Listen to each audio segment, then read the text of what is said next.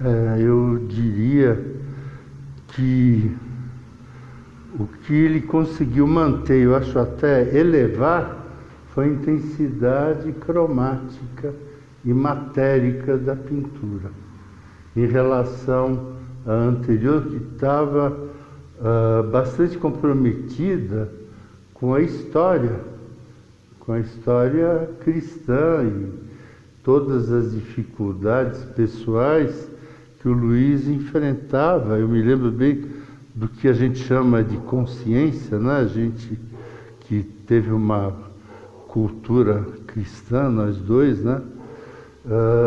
Do que são as dificuldades de consciência cristã. Eu me lembro bem essa divisão sua, essa dificuldade toda. Eu acho que o fato de ele ter saído dessa figuração liberou uma energia pictórica muito grande e que não deu numa gratuidade colorista, mas deu numa pintura bastante articulada, né, de uma pintura que tem algo a ver com uma sorte de jogo de elementos cromáticos distintos, né, que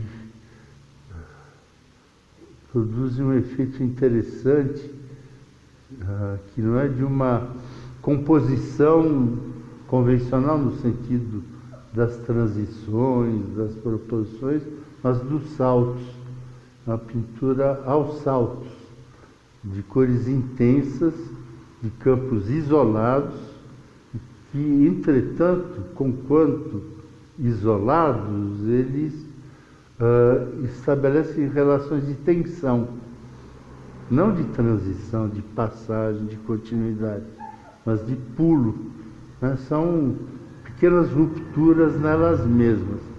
Essa parte que eu acho a que mais me pegou, né? Há um elemento nessas que eu vi aqui, a que eu chamaria iconográfico, e que corresponde à memória do artista, em que o Luiz ele traz, vamos dizer assim, elementos de um registro do passado, como tecidos, panos, o que o levam a associar todo esse trabalho cromático com um material heterogêneo relativamente à cor pintada. Isso de modo nenhum anula o trabalho, mas propõe uma outra coisa.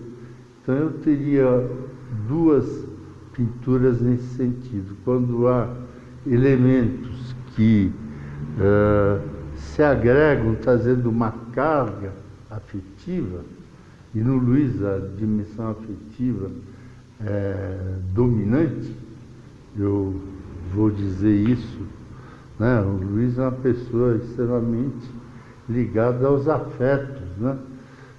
E nesse caso ele consegue até controlar esses afetos. Por outro lado, eu acho que nesse momento mesmo, alguma coisa talvez se perca nesse retorno em relação à intensidade da cor pura. Há momentos também iconográficos em que eu vejo o Luiz de antigamente, de há pouco tempo, né, das memórias dele, e ele tem uma memória bastante, se eu tiver errado, ele vai me desculpar, porque eu quero bem a ele, conflitivo, né? O Luiz me parece ter uma memória de conflito no passado, não hoje. E nesse caso a gente pensa, por exemplo, todo esse campo das aberturas, assim, como ele dizia, janelas, até poderia haver portas, essas coisas em que um outro se faz ver, né?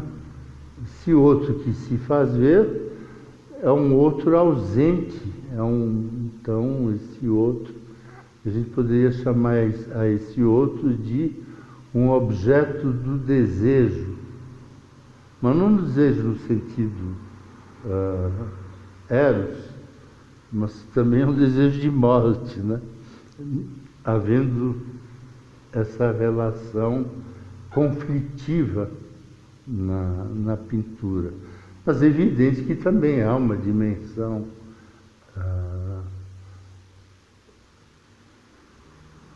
erótica, não no sentido banal erótica, mas do amor, né, que pode estar também se filtrando pelas passagens. Eu digo amor não no sentido grego da filia, mas no sentido de eros, né? São duas dimensões diferentes, não é a libido. Nesse caso é interessante a gente pensar essa multiplicidade e dá, nesse momento atual do trabalho, ver algumas das direções. Eu não estou aqui para reproduzir o ponto de vista do artista. Muitas vezes a gente tende a refazer o percurso do artista.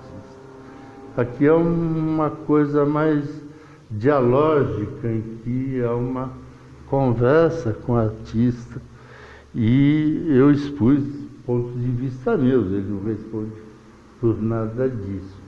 Mas eu acho que quanto menos o elemento iconográfico se alardeia, tanto mais intensa fica a pintura. Não que ele deva suprimir o elemento iconográfico, uma janela, um rosto, sei lá, uma coisa assim. Mas ela pode aparecer, esse elemento pode aparecer num canto disfarçadamente, o que solicita do que olha a pintura, do vente, aquele que vê, uma série de interrogações. Então nós temos uma pintura que não é gratuita, mas uma que puxa as interrogações de quem vê. Para mim, uma pintura que não traga nenhum problema é uma pintura fátua. Né? No caso, eu vejo esse quadrinho amarelo, é o que mais me pega justamente por isso. Porque ele tem um elemento iconográfico, mas ele é muito bem situado na superfície do suporte. Ele não se impõe a mim. Eu talvez o encontre, mas eu posso também não encontrá-lo.